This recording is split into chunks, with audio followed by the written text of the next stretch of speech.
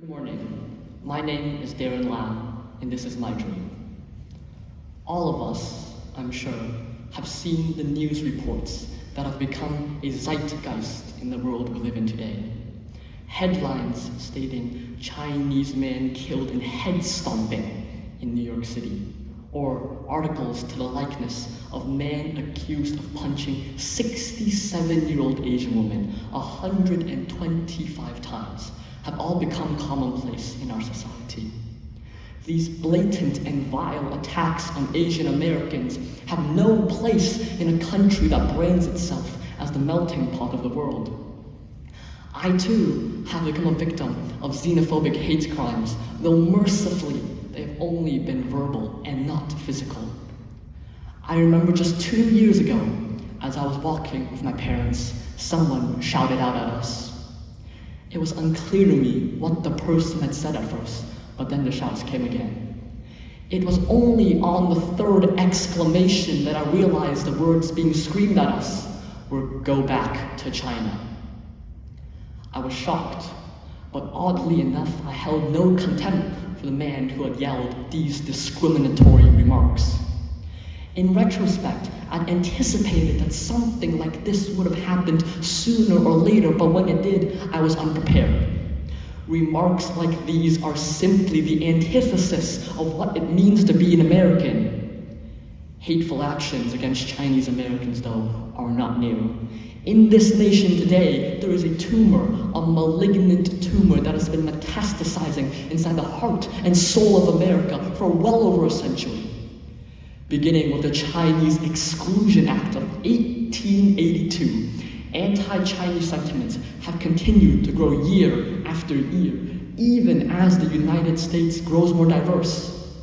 The COVID-19 pandemic has only exacerbated the prejudice that the Asian American community has felt, and it has unleashed a tsunami of bigotry and xenophobia.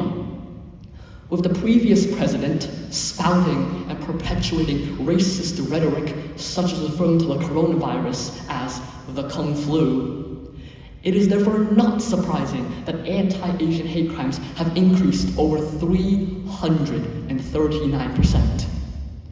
Asians are not a virus, but it is indubitable that racism is. Why must Asian Americans have to suffer from the deafening cacophony of racist, derogatory verbal abuses that are hurled towards them daily? Why must elderly Asians have to walk on the streets with the trepidation of being harmed or even murdered by a bigot? Why must Asian Americans, like myself, fall victim to the perpetual foreigner stereotype wherein we are intrinsically labeled as outsiders who will never be truly American? I'm determined to see the day where Asian Americans can walk on the streets without the fear and without the anxiety bearing down on them that they'll be harmed or even murdered by a bigot. I am steadfast that in the United States of America, Asian Americans will be treated as equal to our neighbors and not as lower-class citizens that are eternally foreign. I have a dream that one day the prejudiced walls of America will fall and the floodwaters of equality and egalitarianism will rush in and extinguish the flame that is bigotry and racism.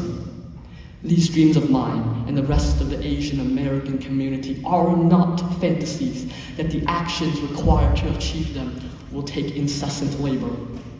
President Biden stated in regards to Asian American hate crimes that silence is complicity. And I believe that we can no longer stay silent and not act on the virulent problem of Asian American hate crimes. We, as a community, must come together in order to take even one small step towards achieving this dream of the Asian American community, of ending violence against Asian Americans. I encourage you to please speak up and report any hate crimes that you witness against Asian Americans. This dream of mine is surely achievable. The only thing standing in its way is whether we choose to act now or to never act at all. Thank you.